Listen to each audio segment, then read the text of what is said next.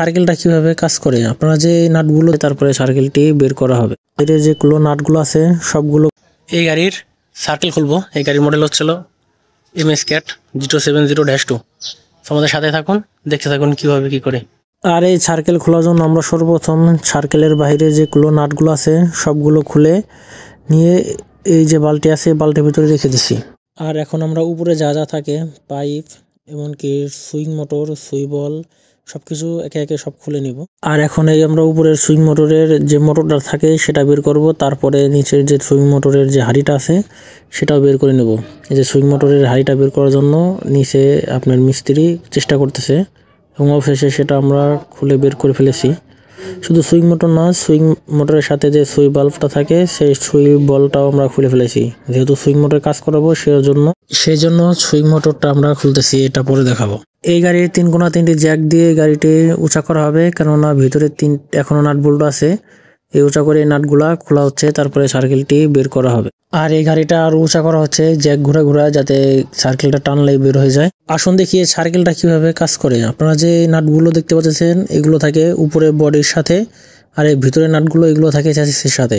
মানে মোট কথা সার্কেলটা ঘোরে, কিন্তু এই নিচে থাকে এই বোল্টগুলো নিচে চ্যাসিসের সাথে লাগানো থাকে, যার কারণে এটা অ্যাডজাস্ট হয় চ্যাসিসের সাথে।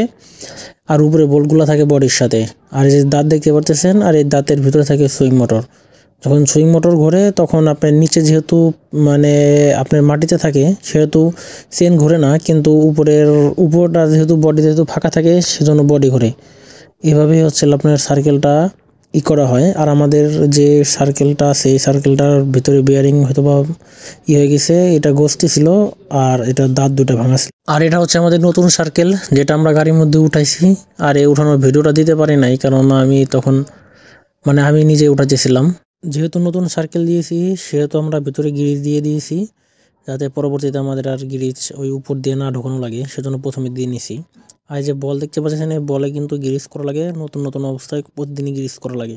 আর এরকম ইনফরমেটিভ ভিডিও পেতে অবশ্যই আমার চ্যানেলটি সাবস্ক্রাইব করে বেল আইকন টিপে দিবেন, কারণ এখানে শুধু আমরা গাড়ির মেরামত না, গাড়ির সমস্যা সমাধান এমনকি গাড়ির আপনার যত প্রকার কাজ কিভাবে করবেন সবকিছু আমরা দেখিয়ে থাকি। আর আমাদের যে 3টি জগ লাগানো হয়েছিল তার একটা জগের কান ভাঙা ছিল, যার কারণে সেটা ঘুরিয়ে নিচে নামা সম্ভব হচ্ছে না, যার কারণে সেই কানটা ঝালাই করে দেওয়া হচ্ছে। আর এটার কানের ঝালাই করা হয়ে গেলেই আমরা জগটি ঘুরিয়ে নিচে নামিয়ে দেব এবং আমাদের কাজ শেষ হয়ে যাবে।